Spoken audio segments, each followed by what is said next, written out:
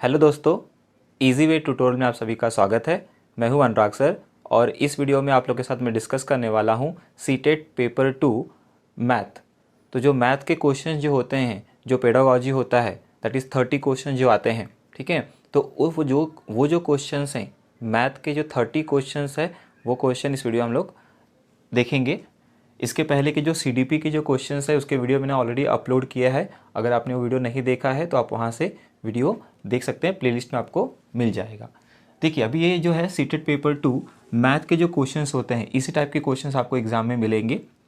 जैसे first question इसमें दिया है, if 547.527 divide by 0.0082 is equals to x, ये आपको वैल्यू दिया है, then the value of this is, ठीक है। तो आपको ये गिवन है और इसका आपको वैल्यू पूछा है कि इसका वैल्यू क्या होगा।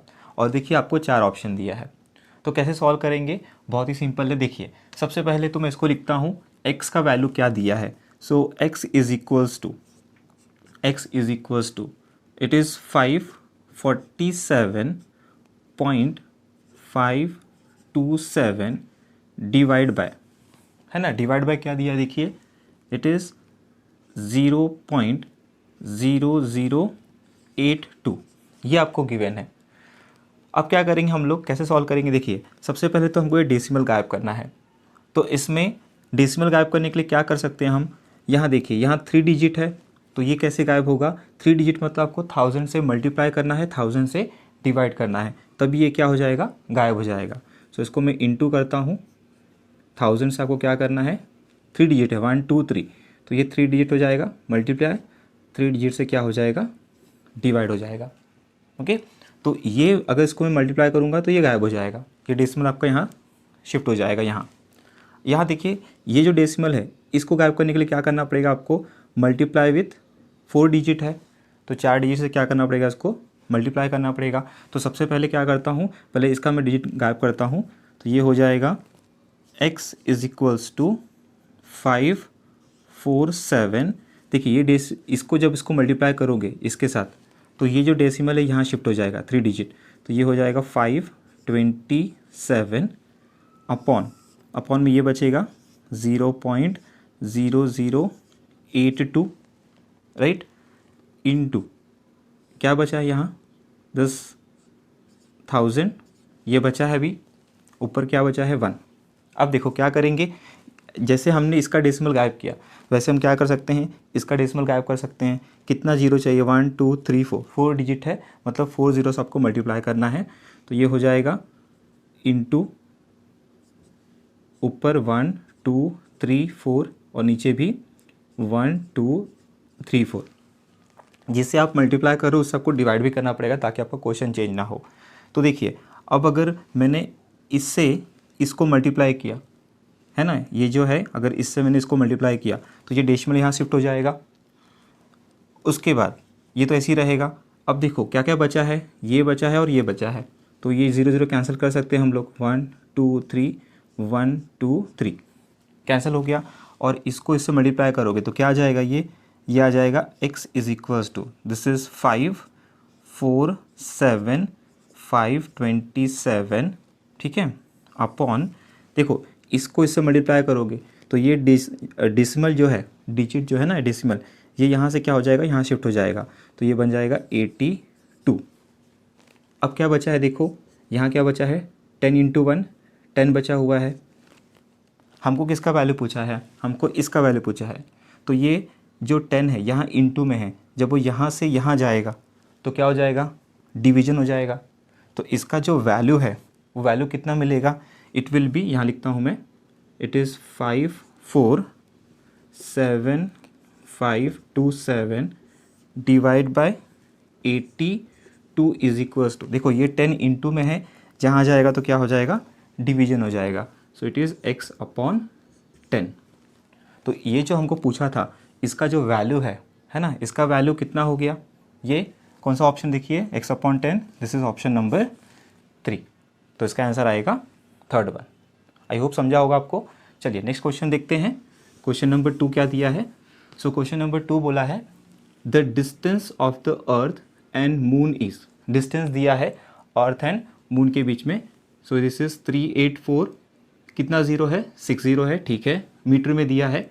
If it is express in standard form that is p into 10⁻⁴ मतलब क्या, आपको ये जो मीटर में दिया है, डिस्टेंस दिया है, इसको आपको स्टैंडर्ड फॉर्म में एक्सप्रेस करना है, इस फॉर्म में।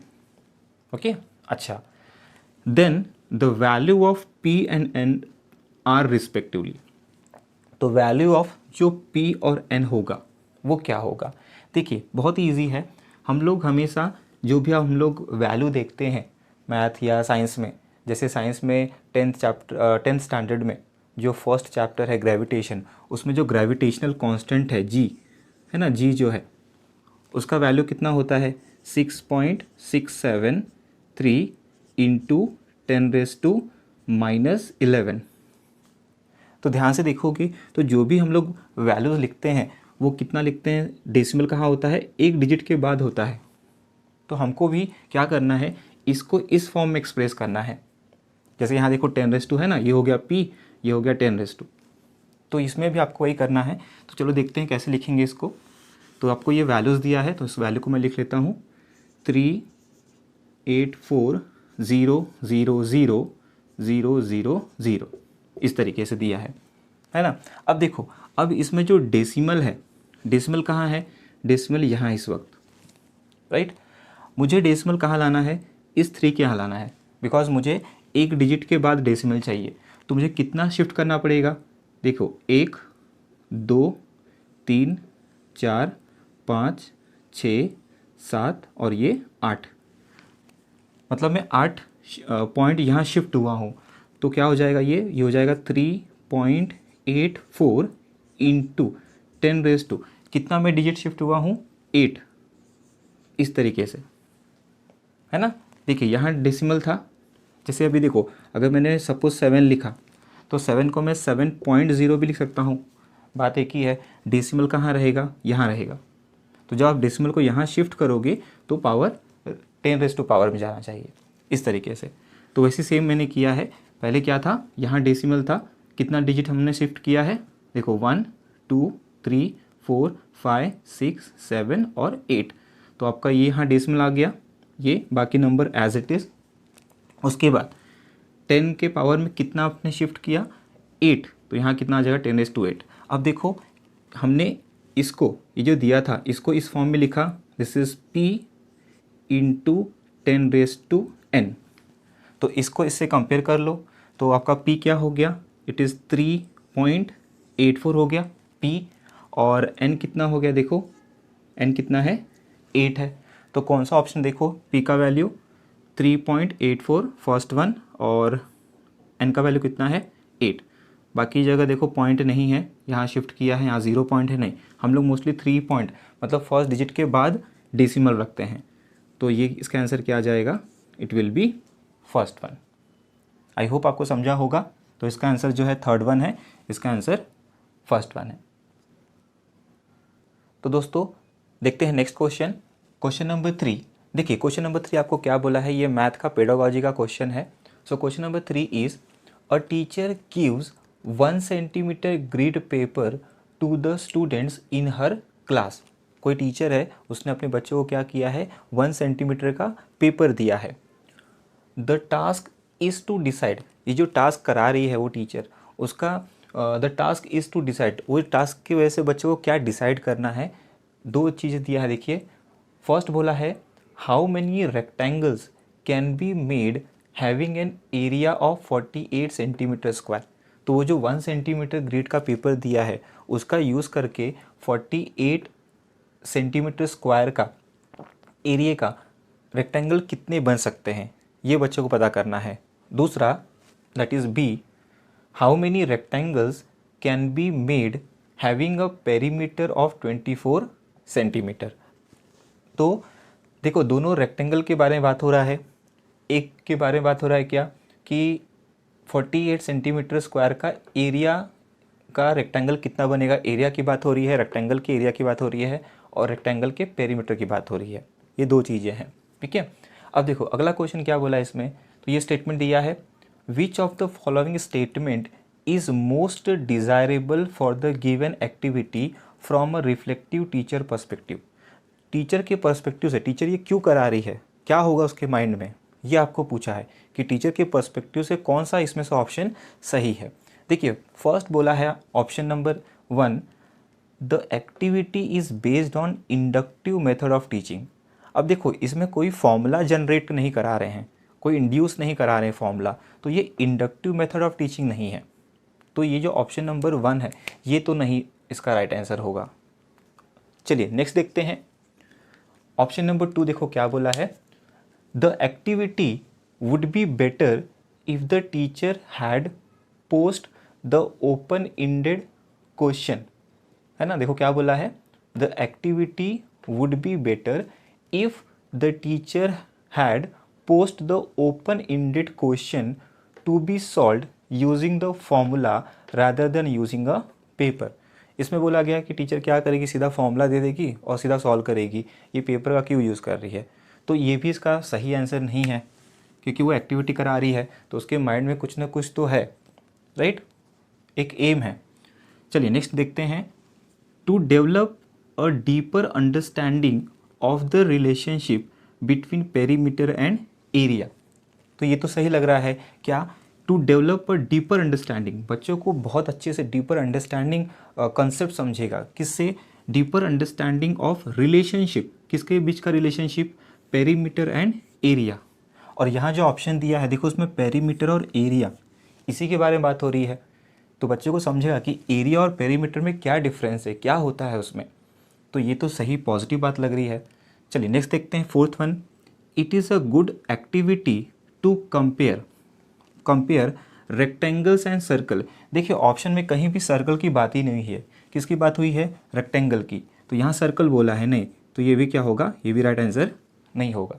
तो out of this 4 first, second और फोर्थ ये ऑप्शन हट गए, क्या बचा है, थर्ड वन। तो इसका आंसर क्या होगा, third one, that is to develop a deeper understanding of the relationship between perimeter and area. Perimeter and area किसका, रेक्टेंगल का। तो बच्चों को इस एक्टिविटी समझेगा कि जो रेक्टेंगल का जो पेरीमीटर का फॉर्मूला होता है, एरिया जो होता है, उसके बीच में डिफरेंस क्या है, क्या रिलेशनशिप है उसके बीच में।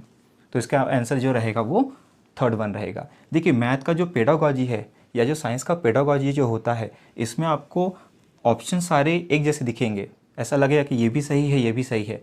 उसमें से आपको देखना है कि कौन सा सबसे ज़्यादा एक्यूरेट है। देखिए बोला गया है कि for the given activity from a reflective teacher perspective, आपको सोचना है, समझना है और उसमें से फिर चूज़ करना है। तो आई होप आपको ये समझा होगा। तो दोस्तों देखते हैं नेक्स्ट क्वेश्चन। देखिए क्वेश्चन नंबर 4 आपको बोला है, one of the factors of x minus 3 square plus 5 times x minus 3 plus 4 is. अभी देखिए आपको ये फैक्टर का पूछा है, ये आपको 9th स्टैंडर्ड के अलजेब्रा में मिलेगा फैक्टर थ्योरम।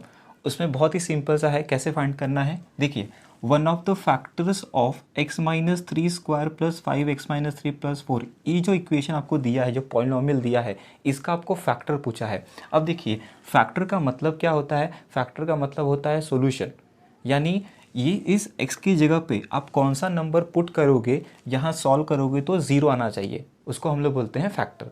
तो इसमें देखिए आपको 4 ऑप्शन दिया है, x minus 3, x minus 2, x minus 1, x plus 2, है ना। तो ये 4 ऑप्शन आपको गिवन है। सबसे सिंपल क्या करना है आपको, जो भी आपको ऑप्शन दिया जाता है हमेशा फैक्टर, जब भी आपको आएगा फैक्टर तो हमेशा वो ऐसी फॉर्म में आता है, कभी कभी x माइनस 2 के फॉर्म में आता है या तो a माइनस या a प्लस के फॉर्म में आएगा।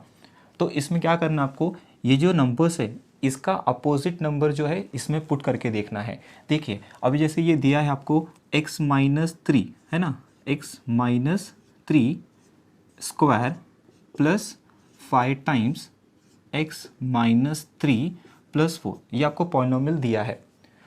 तो इसमें क्या करेंगे हम, सबसे पहले इसको देखते हैं। देखिए अगर ये -3 है, इसका उल्टा क्या हो जाएगा, +3, तो वो वैल्यू हम यहाँ पुट करके देखेंगे। मतलब x की जगह पे आप क्या पुट करोगे, x की जगह पे ये -3 है ना, तो इसका उल्टा पुट करने का मतलब अपोजिट, दैट इज़ 3, माइनस होगा तो प्लस। जैसे यहाँ -2 है तो क्या पुट करेंगे, +2 पुट करेंगे। यहाँ -1 है तो +1 पुट करेंगे और यहाँ +2 है तो -2 पुट करेंगे और देखेंगे किस में 0 आ रहा है। तो देखिए अभी x इक्वल्स टू 3 है, तो अगर मैंने यहाँ x की जगह पे 3 पुट किया तो क्या हो जाएगा, ये हो जाएगा 3 माइनस 3 स्क्वायर प्लस 5 टाइम्स, यहाँ x की जगह पे क्या हो जाएगा 3 माइनस 3 प्लस 4, राइट।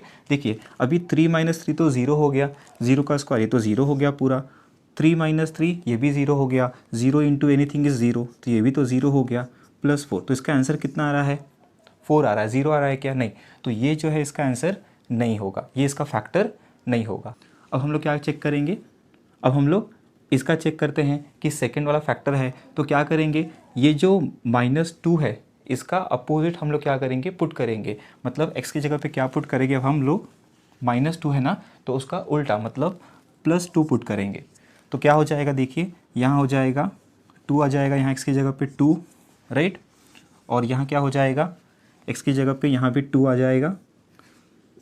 इस तरीके से x की जगह पे हमने क्या पुट कर दिया, इसका अपोजिट माइनस है तो +2 पुट करना है। कितना हो जाएगा, देखिए 2 माइनस 3 इट इज़ -1, ये कितना हो जाएगा, 2 माइनस 3 इज़ -1 प्लस 4, सो -1 का स्क्वायर 1 हो जाएगा, plus minus minus 5 into 1 5 plus 4, ना 1 माइनस 5 कितना हो जाएगा, -4 प्लस 4 कितना आ गया, 0 आ गया।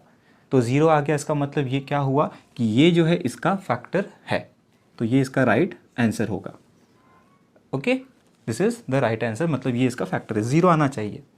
बाकी देखते हैं, जैसे देखिए यहाँ -1 है ना, तो अगर ये जो -1 है, इस -1 को अगर मैंने अपोजिट, क्या हो जाएगा, यहाँ -1 है तो इसका उल्टा मतलब +1, -1 तो क्या करेंगे हम, +1 पुट करेंगे। तो यहाँ हम लोग +1 पुट करके देखते हैं, देखो 0 नहीं आएगा, यहाँ देखिए वैल्यू पुट करते हैं हम, सो इट विल बी, यहाँ क्या हो जाएगा 1, यहाँ भी 1, तो 1 माइनस 3 कितना हो जाएगा, -2 हो जाएगा।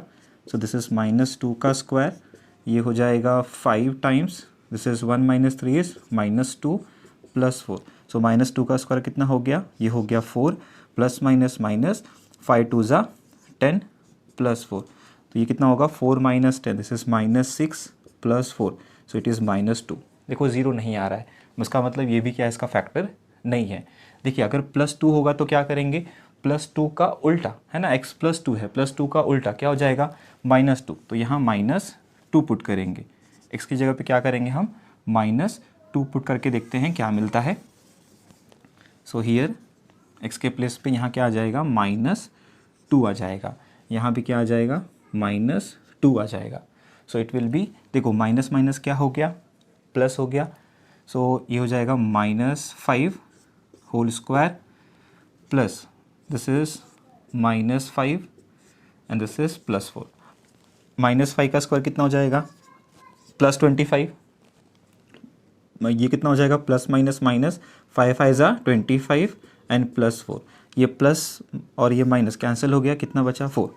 तो ये जो 4 ऑप्शन आपको दिए हैं, ये चारों ऑप्शन में देखो, इन तीनों में इसमें वैल्यू पुट करने पे, इसका अपोजिट वैल्यू पुट करने पे 0 हमको नहीं आ रहा है, बट इसमें जो है ये जो सेकंड वाला है ना, इसमें से इन चारों में से ये देखो फर्स्ट, थर्ड और फोर्थ में हमको 0 नहीं आ रहा, कुछ एक वैल्यू आ रहा है, it may be positive, it may be negative, लेकिन ये जो सेकंड वाला है, x की जगह पे इसका अपोजिट -2 है, तो हमने क्या पुट किया था, 2 पुट किया, तो हमको 0 आ रहा है। तो जब भी 0 आएगा तो उसको हम लोग क्या बोलते हैं, इट इज़ अ सोल्यूशन या it is a factor of this polynomial.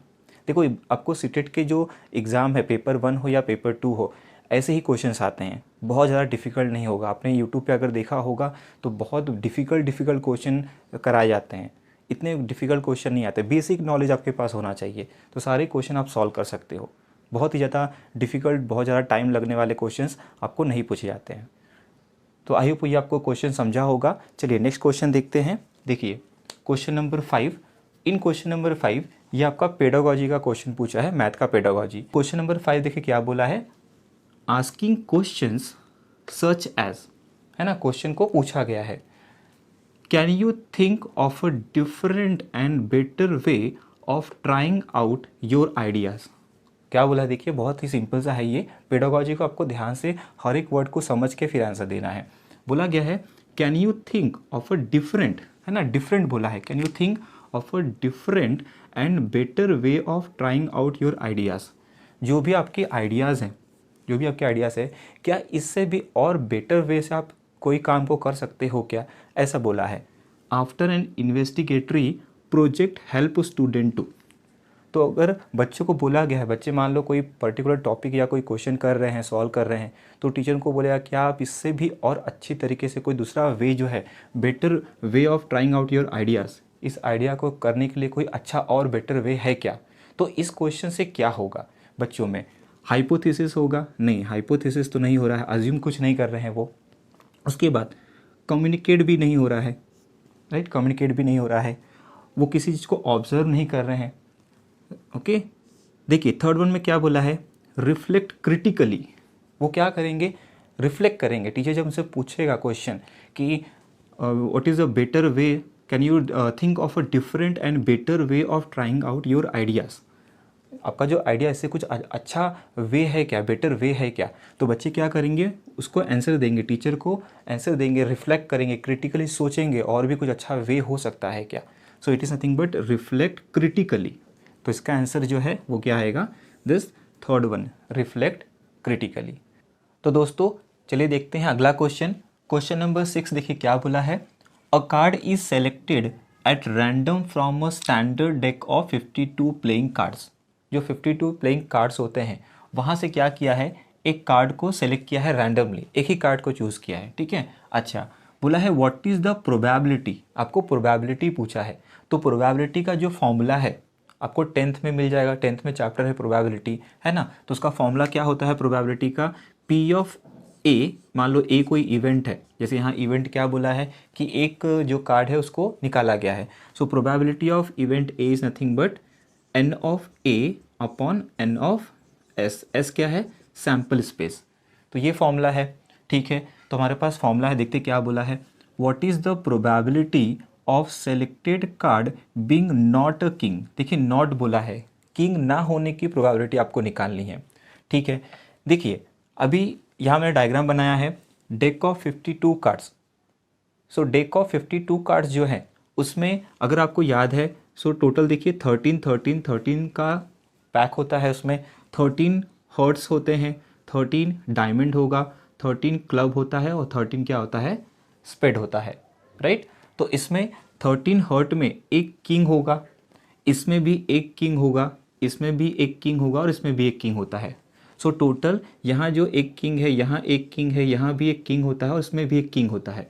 Total कितने किंग होते हैं, 4 किंग होते हैं। और आपको प्रोबेबिलिटी किसका निकालना है, प्रोबेबिलिटी निकालना है बीइंग नॉट अ किंग, मतलब 52 कार्ड्स में से अगर मैं कोई एक कार्ड्स निकाल रहा हूँ तो उसमें किंग नहीं आना चाहिए। तो आपको क्या करना पड़ेगा, 52 कार्ड्स जो हैं, तो इवेंट ए क्या होगा, देखिए इवेंट ए जो भी होगा, इवेंट ए क्या होगा, उसमें किंग नहीं होना चाहिए। सबसे पहले तो सैम्पल स्पेस कितना हो जाएगा, n of S, n of S कितना हो जाएगा, एन ऑफ एस ये हो जाएगा हमारा, एन ऑफ एस हो जाएगा 52, राइट। 52 कार्ड्स है ना, तो सैम्पल स्पेस कितना हो गया, 52। उसके बाद जो इवेंट है ए, उसमें क्या बोला है कि आपको किंग नहीं होना चाहिए, तो ये किंग के जो पत्ते हैं इनको निकाल दीजिए। इसमें से 52 में से कितने निकालोगे, 4 क्या करो, माइनस कर दो। सो 52 माइनस 4 कितना हो गया, 52 माइनस 4 इज़ 48। तो ये हो जाएगा आपका 48। मतलब एन ऑफ ए जो होगा, एन ऑफ ए ये कितना होगा, 48। तो ए जो इवेंट है ना, उसका नंबरिंग कितना है, 48, जिसमें से 4 जो किंग वाले कार्ड है वो निकाल दिए गए। तो इसका, इसमें किंग है क्या, नहीं, किंग निकाल दिए गए हैं। तो इसका प्रोबेबिलिटी आपको पूछा है, तो कितना हो जाएगा, देखिए ये हो जाएगा n of A, n of A कितना है, 48 है, अपॉन एन ऑफ एस कितना है, इट इज़ 52, राइट। अगर मैं इसको डिवाइड करूँ, किससे डिवाइड हो रहा है, देखिए ये 4 से डिवाइड हो रहा है। सो ये हो जाएगा 4 1 ज़ा 4, 4 2 ज़ा 8, हियर ऑल्सो 4 1 ज़ा 4, 4 3 ज़ा 12। तो इसका आंसर कितना आ रहा है, 12 अपॉन 13। देखिए ऑप्शन में प्रोबेबिलिटी जो है कितना आ रहा है, 12 अपॉन 13। कौन सा है इसमें, option number third one, 12 upon 13। तो ये इसका आंसर आ गया।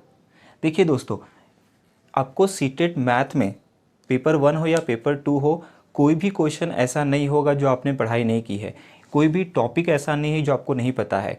8 9 10th यही इसी में से सारे क्वेश्चन पूछे जाते हैं। मैथ करने का सबसे अच्छा तरीका है, आपने जो स्कूल में पढ़ा है 8, 9, 10 उसी को आप क्या कीजिए, जो भी थ्योरम है, जो भी फॉर्मूला है, उसको आप अच्छे से रिवाइज़ कीजिए। जैसे ये देखिए प्रोबेबिलिटी है, आपको पता है, हमने 10th में ये प्रोबेबिलिटी पढ़ा है। ये सारे फॉर्मूलेज आपको 10th, 9, 8 में मिल जाएंगे और बहुत डिफ़िकल्ट क्वेश्चंस नहीं आते हैं। जो भी आपको यूट्यूब पे दिखाया जाएगा उसमें बहुत डिफ़िकल्ट क्वेश्चन पूछे गए हैं। ये जो है ये पेपर का ही क्वेश्चन आपको बता रहा हूँ मैं, सीटेट में सेटेट पेपर 2 का ही क्वेश्चन है ये। तो बहुत ही डिफ़िकल्ट नहीं है, आपको डरने की ज़रूरत नहीं है। आपने जो भी स्टडी किया है स्कूल में उसी को अच्छे से स्ट्रॉन्ग कीजिए आप। तो दोस्तों इसके आगे के जो क्वेश्चन हैं वो हम अगले वीडियो में करेंगे, वो नेक्स्ट वीडियो मैं जल्द ही अपलोड करूंगा। तो उम्मीद करता हूं कि आज हमने जो डिस्कस किया मैंने आप लोग के साथ वो क्वेश्चन आपको समझा है। ये वीडियो आपको पसंद अगर आया होगा तो इस वीडियो को आप लाइक कीजिए और कमेंट करके मुझे ज़रूर बताइए कि ये वीडियो आपको कैसा लगा है। और इस चैनल पे अगर आप न्यू है तो इस चैनल को सब्सक्राइब कीजिए। वीडियो देखने के लिए थैंक यू सो मच।